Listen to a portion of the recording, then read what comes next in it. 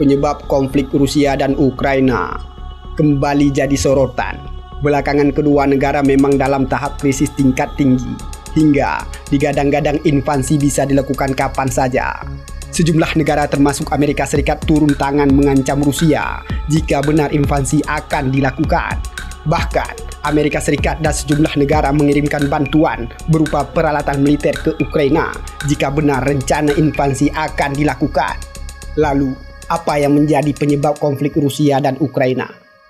Penyebab konflik Rusia dan Ukraina, sejarah singkat, dilansir Al Jazeera, sekitar 1200 tahun yang lalu, Ukraina, Rusia, dan Belarusia lahir di tepi sungai di Dnieper, Kievan Rus, negara adidaya abad pertengahan yang mencakup sebagian besar Eropa Timur. Meski begitu, Rusia dan Ukraina berbeda jauh secara bahasa, sejarah, hingga politiknya.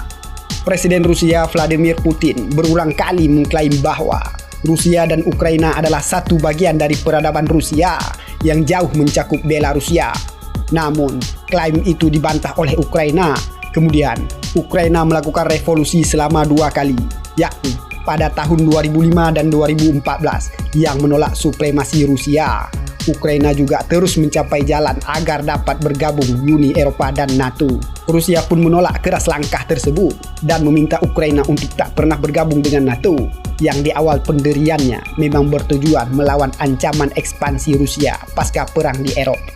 Putin sangat marah dengan prospek pangkalan NATO di sebelah perbatasannya dan mengatakan bergabungnya Ukraina dengan aliansi transatlantik pimpinan Amerika Serikat akan menandai perlintasan garis merah antar keduanya. Saat revolusi Ukraina pada 2014, terjadi protes besar-besaran untuk menggulingkan presiden Ukraina yang pro-Rusia bernama Viktor Yanukovych.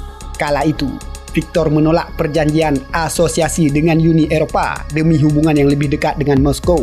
Saat penggulingan Viktor, Rusia mencaplok semenanjung Crimea di Ukraina dan mendorong pecahnya sebuah pemberontakan separatis di timur Ukraina. Saat itu, Ukraina dan Barat menuduh Rusia mengirim pasukan dan senjatanya untuk mendukung pemberontakan. Rusia membantahnya dan menuduh orang Rusia yang bergabung dengan separatis adalah sukarelawan. Pada 2015, dengan penengah Prancis dan Jerman, Rusia dan Ukraina melakukan perjanjian damai untuk mengakhiri pertempuran skala besar. Namun, upaya tersebut gagal mencapai penyelesaian politik. Uni Eropa dan Amerika Serikat telah memberlakukan serangkaian tindakan sebagai tanggapan atas tindakan Rusia di Crimea dan Ukraina Timur, termasuk sanksi ekonomi yang menargetkan individu, entitas, dan sektor tertentu dari ekonomi Rusia. Kremlin menuduh Ukraina memicu ketegangan di timur negara itu dan melanggar perjanjian gencatan senjata. Alasan Rusia serang Ukraina. Kejadian terkini dilansir Al Jazeera. Berikut terjadinya konflik Ukraina-Rusia hingga kini. November 2021, citra satelit memperlihatkan penumpukan pasukan baru Rusia di perbatasan dengan Ukraina. Ukraina menyebut Rusia telah memobilisasi 100.000 tentara bersama dengan tank dan perangkat keras militer lainnya. 7 Desember 2021, Presiden Amerika Serikat Joe Biden memperingatkan Rusia tentang sanksi ekonomi dari Barat jika menyerang Ukraina. 17 Desember 2021, Rusia mengajukan tuntutan keamanan yang terperinci kepada Barat, termasuk bahwa NATO menghentikan semua aktivitas militer di Eropa Timur dan Ukraina. Rusia juga meminta NATO untuk tidak pernah menerima Ukraina atau negara-negara bekas Soviet lainnya sebagai anggota. 3 Januari 2022, Biden meyakinkan Presiden Ukraina bahwa Amerika Serikat akan menanggapi dengan tegas jika Rusia menginvasi Ukraina. 10 Januari 2022, pejabat Amerika Serikat dan Rusia bertemu di Jenewa untuk pembicaraan diplomatik namun gagal. Rusia mengulangi tuntutan keamanan yang menurut Amerika Serikat tidak dapat diterima. 24 Januari 2022, NATO menempatkan pasukan dalam keadaan siaga dan memperkuat kehadiran militernya di Eropa Timur dengan lebih banyak kapal dan jet tempur. Beberapa negara Barat mulai mengevakuasi staf kedutaan dari Kiev. Amerika Serikat menempatkan 8.500 tentara dalam siaga. 26 Januari 2022, Washington memberikan tanggapan tertulis terhadap tuntutan keamanan Rusia. mengulangi komitmen terhadap kebijakan pintu terbuka NATO sambil menawarkan evaluasi yang berprinsip dan pragmatis atas keprihatinan Moskow.